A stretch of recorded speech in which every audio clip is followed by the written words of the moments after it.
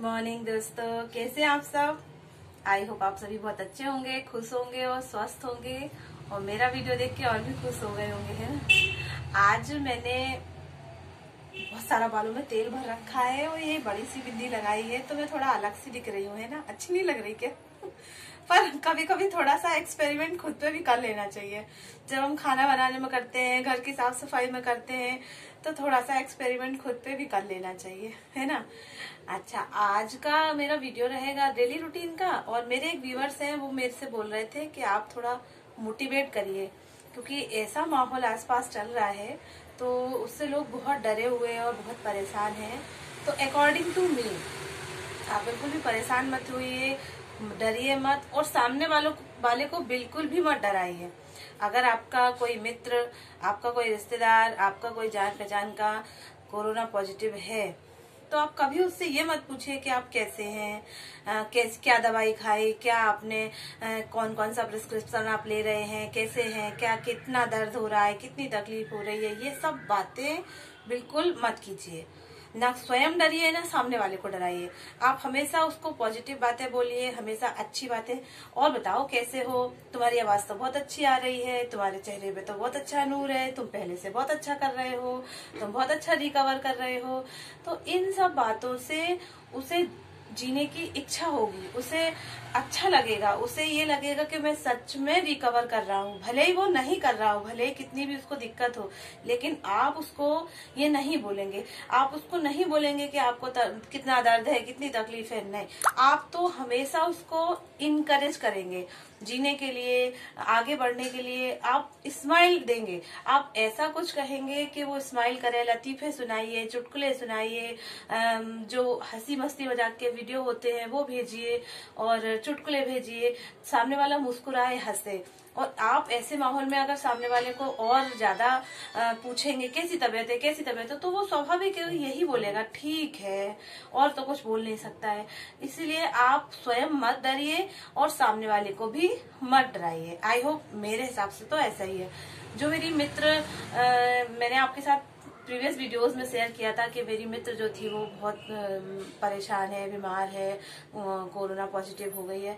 मैंने सिर्फ अपनी बातों से उसको इतना इनकरेज किया, उसको इतना अच्छा फील कराया, उसके अंदर जिज्ञासा भरी, जीने की इच्छा। वो मुझसे खुद बोलती कि मुझे ठीक होना है ना, मुझे मेरे फैमिली के लिए ठीक होना है। जब उसने ऐसा बोला तो मुझे खुद ही अच्छा लगा। मैंने कहा हाँ, अब मेरा काम हो गया है, मैंने जो भी कहा था मेरा काम पूरा हो गया। सच में मेरी बातों का असर उस पर हुआ। मैं रोज उसको गुड मॉर्निंग, गुड नाइट और अच्छी अच्छी बातें लिख के भेजती थी, गाने गा गा के भेजती थी, उसको बहुत अच्छा लगता था। और आप भी ऐसा ही माहौल बनाइए अपने परिवार में, अपने आसपास, अपने पड़ोस में, अपने रिश्तेदारों में। आप डिस्करेज मत कीजिए, आप हमेशा इनकरेज कीजिए, तो सामने वाले को अच्छा लगेगा। ये तो हुई एक बात। और दूसरी बात ये है कि आज 30 अप्रैल है, तो आज मेरी एक व्यूवर्स है नीता जी, उनकी आज वैवाहिक वर्षगांठ है। तो मिसेज नीता जी और Mr Sachin ji and Mrs Nita ji Yadav को उनकी वैवाहिक वर्षगांठ पर ढेर सारी शुभकामनाएं, बधाइयां।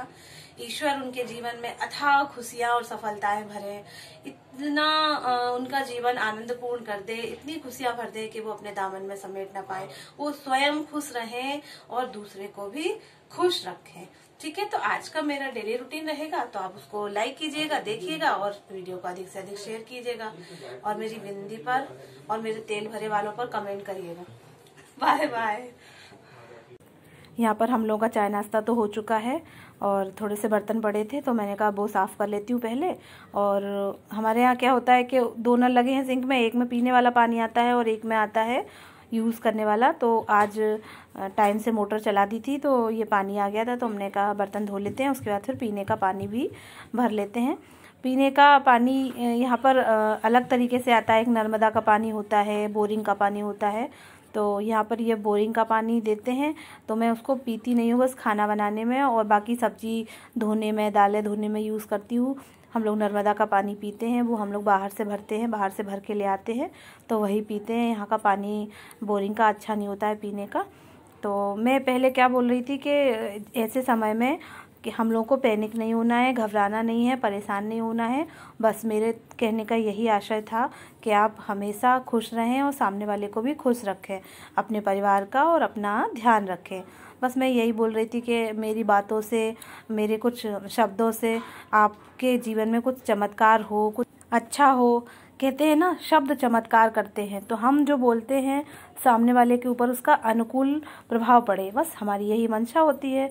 तो मैंने एक छोटी सी कलसिया भर के पानी भर लिया है और एक मैंने भगोना भी भर लिया है, जिससे सब्जियां धोने में, दालें आले धोने में यूज़ हो जाता है। और नर्मदा का पानी तो हम लोग बाहर से ले आते हैं, वही पीते हैं।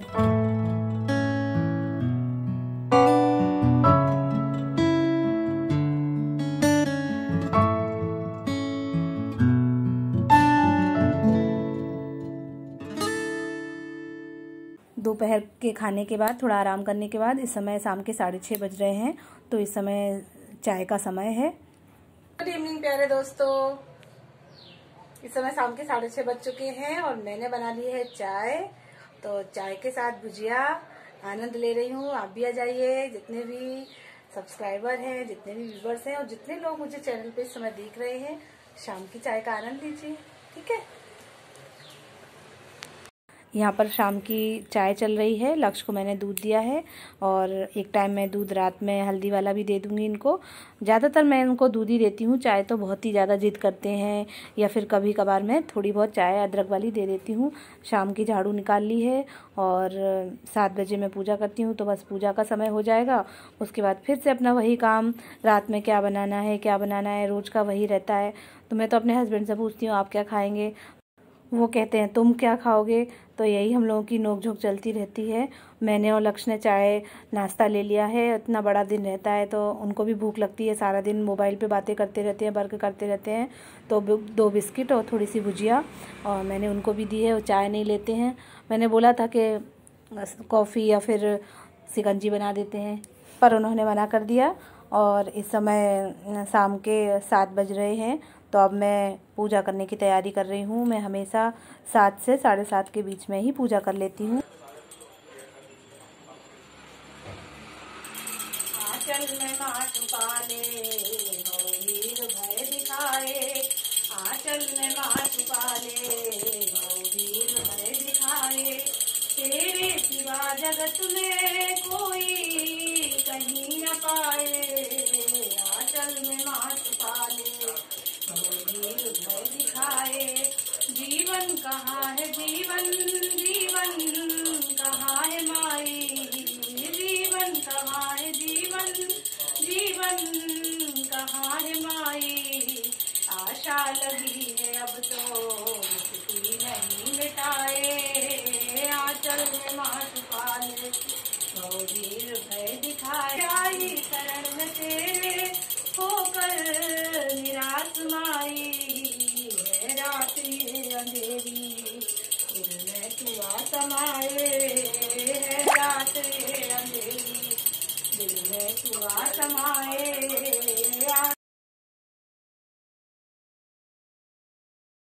पूजा करने के बाद फिर वही रात का काम स्टार्ट हो गया है। मैं बना रही हूँ खिचड़ी, क्योंकि 1-2 दिन से मेरा पेट भी ठीक नहीं है और दोपहर में पराठा सब्जी बनाया था, तो इस समय हल्का ही खाने का मन है। तो हम दोनों का ही, बल्कि तीनों का ही मानना था कि खिचड़ी बना लेते हैं। तो मैं उड़द की दाल की खिचड़ी बना रही हूँ, जिसमें 1 कटोरी से थोड़ी कम मैंने उड़द की दाल ली है और 1 कटोरी से थोड़ा कम मैंने चावल लिया है।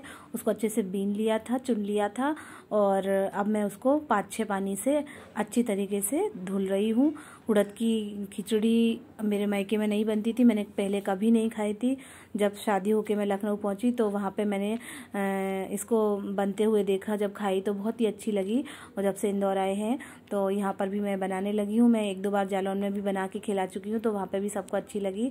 हम लोग अरहर की दाल की खिचड़ी भी बनाते हैं, उड़द की भी और मूँग दाल की, तीनों खिचड़ी बना लेते हैं। पर हमारे जालौन में सिर्फ मूँग दाल की ही खिचड़ी बनती थी और हमने कभी भी अरहर की और ये उड़द की दाल की खिचड़ी कभी भी नहीं खाई थी। लखनऊ पहुंच के ही मैंने ये खिचड़ी खाई थी। यहाँ पर दाल धुल चुकी है और अब मैंने कुकर में दाल को डाल दिया है, दाल चावल को, और अब इसमें मैं डाल रही हूँ पानी। मैंने दाल के हिसाब से, चावल के हिसाब से मैं अपने अकॉर्डिंग पानी डाल रही हूँ, जिससे खिचड़ी ज़्यादा गीली गीली ना रहे। थोड़ा ही पानी लगता है उड़द की दाल की खिचड़ी में, बाकी तो भाप से ही आ जाती है। इसमें ज़्यादा कुछ नहीं डाला जाता है, बस नमक और थोड़ा सा रिफाइन डाला जाता है। इसके बाद इस खिचड़ी में जब आप परोसेंगे तब थोड़ा घी ज़्यादा लगता है, और ये हमारे सेहत के लिए, हमारे मस्तिष्क के लिए बहुत ही अच्छी होती है खिचड़ी। हमारी मम्मी बताती थी, वहाँ लखनऊ में सभी को पसंद थी। जब भी हम लोगों का हल्का खाने का मन करता था तो हम लोग उड़द की खिचड़ी बना लेते थे। बहुत ही जल्दी इंस्टेंट बन जाती है, इसमें तड़का भी नहीं लगाया जाता है, बस बन के तैयार हो जाएगी और ऊपर से इसमें घी डाला जाएगा और बस खिचड़ी परोस दीजिए, अच्छी लगती है। ये देख रहे होंगे कुकर ने 2 सीटियां लगा के मैंने स्लो कर दी थी, बाकी भाप से आ गई थी। ये खिचड़ी बनके तैयार हो गई है। आप भी कभी ट्राई करके देखिएगा दोस्तों, बहुत ही अच्छी लगती है और दही के साथ खाई जाती है। आप चाहे तो सिंपल दही भी ले सकते हैं और आप चाहे तो रायता के साथ भी ले सकते हैं, पर इसमें घी और दही का ही कॉम्बिनेशन रहता है, उसी के साथ ये सबसे अच्छी लगती है। तो ये था आज का मेरा वीडियो। आपको अच्छा लगे तो प्लीज़ लाइक करें, शेयर करें, सब्सक्राइब करें, और प्लीज़ मेरा ये कहना है कि आप पैनिक मत हों। जैसा हमारे देश में, समाज में, पड़ोस में, आसपास माहौल चल रहा है, उसे देख के बिल्कुल भी पैनिक ना हो। हम अपने परिवार को देखें, अपने परिवार के सदस्यों को देखें, उनके लिए हमें आगे बढ़ना है, जीना है। अंत में यही कहूँगी कि इस दहशत भरे माहौल में आप और आपका परिवार सदैव सुखी रहे, निरोगी रहे, स्वस्थ रहे। Thank you, bye bye, good night.